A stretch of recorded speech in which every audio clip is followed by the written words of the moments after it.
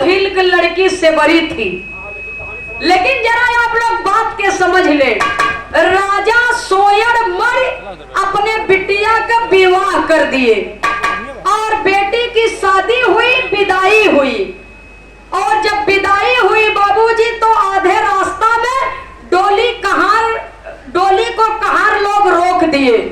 और जब रोक दिए तो अपन जलपान करत हैं कि तनी सा कुछ सोचता ले तब चली। तो दुल्हा के मन में ये बात आई कि हम अपने दुल्ही के मुंह देखब। दुल्हा के मन में ये बात आई कि हम अपने दुल्हन का मुंह देखब।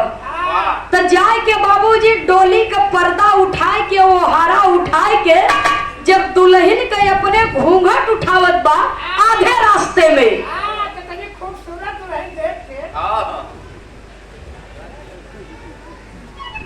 दुल्हन का जब घूंघट उठावत बा दुल्हा, तो सेवरी का चेहरा कुरूप था। कुरूप चेहरा देख करके बाबूजी दुल्हा बिगड़ गई कि रे बाप रे बाप, अबुआ हमार गर्दन काट लिहेस, ये तनी बदसूरत दुल्हन ले आए के हम जाओ तो लोग का कहे हैं हमारे महल में हमार बुराई हुई।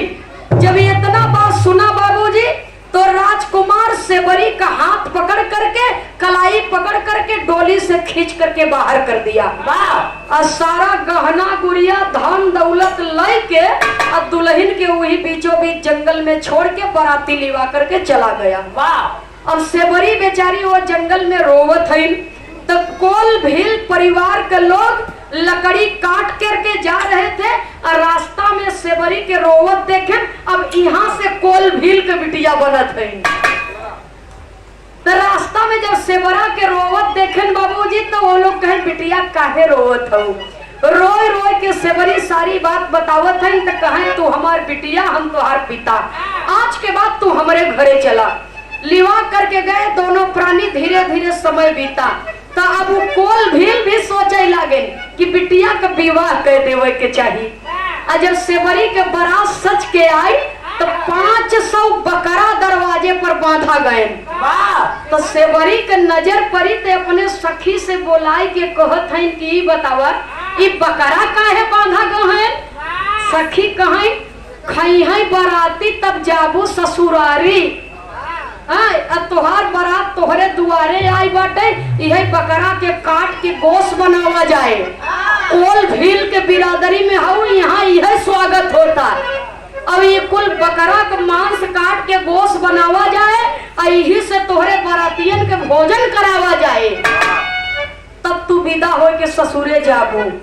जब इतना बात से बड़ा सुनत है तो मन में सोचे लगे कि अरे बाप रे बाप, एक परिवार बसावे बदे इतना जीव का हत्या होए, हम बियाह न करब। वह घर के पीछे के दरवाजा खोल के भाग गई जंगल की ओर। और जब जंगल की ओर चली गई भागते भागते बाबूजी काफी दूर पहुंची तो भेंट कैसे होता, अगली लाइन में कवि को संकेत करना पड़ा।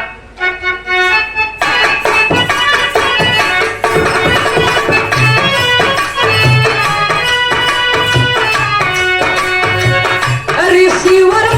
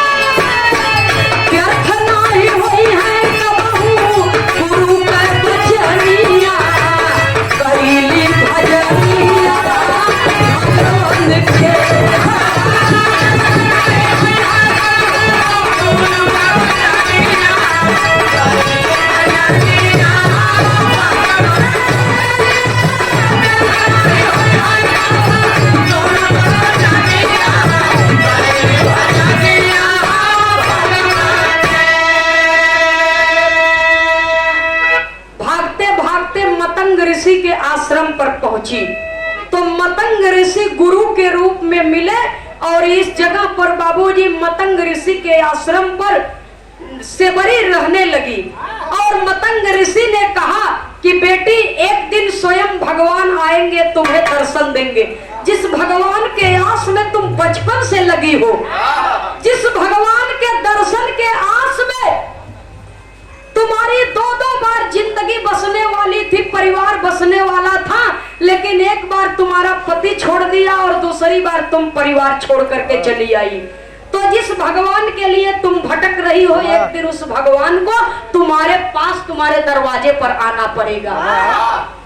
व्यर्थ नहीं हुई है कबहू गुरु के बचनिया।